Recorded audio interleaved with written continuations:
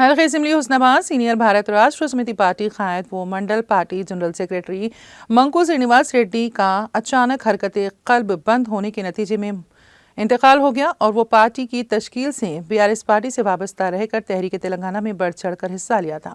मंकू श्रीनिवास रेड्डी का शुमार सरगर्म जहदकारों में और साबिक मुकामी रुकन असम्बली वी सतीश कुमार के बाएतमाद रफ़्क़ा में होता है। मंकू श्रीनिवास रेड्डी की अचानक मौत की इतला पर वी सतीश कुमार ने मुतवफ़ी के मकान पहुंचकर आखिरी दीदार किया और पार्टी का गुलाबी परचम नाश पर रखकर भरपूर ख़िराजी अक़ीदत पेश किया। इस मौके पर उन्होंने अपने गहरे रंजो मलाल का इजहार करते हुए कहा कि मंकू श्रीनिवास रेड्डी की मौत ज़ाती तौर पर उनके लिए और पार्टी के लिए नाकाबिल तलाफ़ी नुकसान है। उन्होंने पार्टी और अपनी जानिब से मुतासरा ख़ानदान की हर मुमकिन इमदाद करने का वादा किया। इस मौके पर पार्टी कायदीन कोत्ता श्रीनिवास रेड्डी, लक्ष्मणा चारी, मोहम्मद सरवर पाशा और दूसरे भी मौजूद थे।